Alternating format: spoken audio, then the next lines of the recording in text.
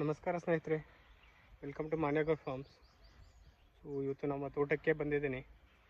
ಇವತ್ತೊಂದು ವಿಡಿಯೋ ತುಂಬ important video ಮಾಡ್ತಿದ್ದೀನಿ. ತುಂಬ ರೈತರಿಗೆ ಇದು ಒಳ್ಳೆ ಇನ್ಫಾರ್ಮೇಷನ್ ಕೂಡ ಆಗುತ್ತೆ. ಸೊ ಒಂದು ಏನಂದರೆ ಸ್ವಲ್ಪ ಸ್ಯಾಡ್ ಪಾರ್ಟ್ ಅಂತ ಹೇಳ್ಬೋದು. ನೋಡಿ, ಸ್ಯಾಡ್ ಪಾರ್ಟ್ ಏನಂದರೆ ಹಿಂದುಗಡೆ ಈ ಗಿಡ ಕಾಣ್ತಿದೆಯಲ್ಲ, ಇದು ಹಲಸು ಗಿಡ. ಇದೇ ಥರ ಸುಮಾರು ಒಂದು 7 ಗಿಡಗಳು ನಮ್ಮ ತೋಟದಲ್ಲಿ ಬ್ಯಾಕ್ ಟು ಬ್ಯಾಕ್ ಲಾಸ್ಟ್ 2 ಮಂತ್ಸಿಂದ ಒಣಗ್ತಾನೆ ಇತ್ತು. ಸೊ ನೀರು ಸಾಲ್ತಿಲ್ವೇನೋ ಅಂತೇಳ್ಬಿಟ್ಟು ನೀರೆಲ್ಲ ಪ್ರಾಪರಾಗಿ ಎಲ್ಲ ನೋಡಿದೆ, ಆದರೂ ಕೂಡ ಏನೋ ಒಂದು ಎಲ್ಲ ಒಣಗ್ತಿತ್ತು. ನಾರ್ಮಲಾಗಿ ಈ ಹಲಸು ಅನ್ನೋದು ಡ್ರೈ ಕ್ರಾಫು, ಬಟ್ ಏನಕ್ಕೆ ಒಣಗ್ತಿದೆ ಅಂತ ಗೊತ್ತಾಗಲೇ ಇಲ್ಲ.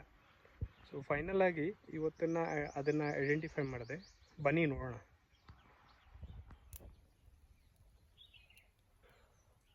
ಈ ಗಿಡ ಒಣಗಲಿಕ್ಕೆ ಮೇಯ್ನ್ ಕಾರಣ ಏನಂದರೆ, ನಮ್ಮ ತೋಟದಲ್ಲಿ ನ್ಯಾಚುರಲ್ ಫಾರ್ಮಿಂಗು ಮಾಡ್ತಿರೋದ್ರಿಂದ ಈ ಕಸ ಕಡ್ಡಿ ಏನೂ ತೆಗಿಯಲ್ಲ. ಸೊ ಇದಾಗ ಏನಾಗಿದೆ, ಸೊ ನಮ್ಮ ತೋಟದಲ್ಲಿ ನವಿಲುಗಳು ಕೂಡ ಇದೆ. ನವಿಲುಗಳಿರೋದ್ರಿಂದ ಅವುಗಳನ್ನು ಎಲ್ಲ ತಿಂದು ಮುಗಿಸಿದೆ. ಸೊ ಹಾಗಾಗಿ ಇಲಿಗಳು ಜಾಸ್ತಿ ಆಗಿದೆ ನಮ್ಮ ತೋಟದಲ್ಲಿ. ಸೊ ಇಲಿಗಳು ಕೂಡ ರೈತರ ಮಿತ್ರ ಅಂತ ಒಂಥರ ಹೇಳ್ತಾರೆ. ಬಟ್ ನೋಡಿ, ಈ ಗಿಡ ಇದೇ ಥರ ಒಂದು 7 ಗಿಡ, ಸುಮಾರು ಇದು 2.5 ವರ್ಷದ ಗಿಡ, ಇದು ಒಣಗೋಗಿತ್ತು. ಏನಂದರೆ ಉದ್ದೇಶ ಇದು ಹೆಂಗೆ ಮಾಡಿದೆ ಅಂದರೆ, ಎಲ್ಲ ಕರೆಕ್ಟಾಗಿ ಗಿಡ ಸುತ್ತು ತೋಡ್ಬಿಟ್ಟು ಅದು ಬೀಜದ ಸಮೇತ ಅದರದ್ದು ಬೇರು ಸಮೇತ ತಿನ್ನಲಿಕ್ಕೆ ಸ್ಟಾರ್ಟ್ ಮಾಡಿದೆ ಇಲಿಗಳು. ಸೊ ಹಾಗಾಗಿ ಈ ಥರ ಸುಮಾರು ಒಂದು 7 ಗಿಡಗಳು ನಮ್ಮ ತೋಟದಲ್ಲಿ ಒಣಗೋಗಿದೆ. ಬನ್ನಿ ಇನ್ನೂ ಕೆಲವು ಒಣಗೋಗಿರೋ ಗಿಡಗಳನ್ನು ತೋರಿಸ್ತೇನೆ.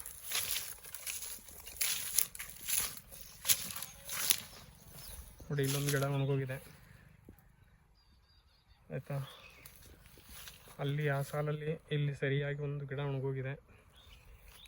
ಎಲ್ಲ ಗಿಡಗಳದ್ದು ಪ್ಯಾಟ್ರನ್ ಏನಂದ್ರೆ ಒಂದೇ, ಇಲಿಗಳು ಇದನ್ನು ಬೇರುಗಳನ್ನು ಕಟ್ ಮಾಡ್ತಾಯಿದೆ.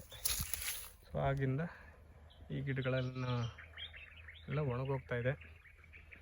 ಇದಕ್ಕೆ ಒಂದು ದಾರಿ ಇದೆ. ಇಲಿಗಳಿಗೆ ಪಾಷಾಣ ಅಥವಾ ವಿಷ ತಂದು ಇಡ್ಬೋದು, ಯಾಕೋ ಅದು ಮನಸ್ಸಾಗ್ತಾ ಇಲ್ಲ. ನೋಡೋಣ, ಇಲಿಗಳು ಎಷ್ಟು ನಾಶ ಮಾಡ್ತಾ ಮಾಡಲಿ. ಸೊ ಅದಕ್ಕೋಸ್ಕರ ನಾನೇನು ಆ್ಯಕ್ಷನ್ ತಗೊಳ್ತಾ ಇಲ್ಲ. ಸೊ ಈ ಗಿಡಗಳು ಒಣಗುತ್ತೆ ಅಥವಾ ಬೇಜಾರಾಗುತ್ತೆ, ಬಟ್ ಏನೂ ಮಾಡೋಕ್ಕಾಗಲ್ಲ. ಸೊ ಈ ವಿಷ ಇಡೋದು ಬಿಟ್ಟು ಬೇರೆ ಏನಾದರೂ ಐಡಿಯಾಸ್ ಇದ್ದರೆ ರೈತರು ಈ ವಿಡಿಯೋಗೆ ಕಮೆಂಟ್ ಮಾಡಿ, ಅದು ನನಗೆ ತುಂಬ ಹೆಲ್ಪ್ ಆಗುತ್ತೆ. ಸೊ ಒಬ್ಬರು ಸಜೆಸ್ಟ್ ಮಾಡೋದು ತುಂಬ ಕಸ ಇರೋದ್ರಿಂದ ಈ ಥರ ಇದೆ ಅಂತ. ಅಂದರೆ ಪ್ರಾಬಬಲಿ ಈಗ ಬೇಸಿಗೆ ಆಗಿರೋದ್ರಿಂದ ತೇವಾಂಶ ಹಿಡಿದುಕೊಳ್ಳಿ ಅಂತ ಸ್ವಲ್ಪ ಹಂಗೆ ಬಿಟ್ಟಿದ್ದೀನಿ.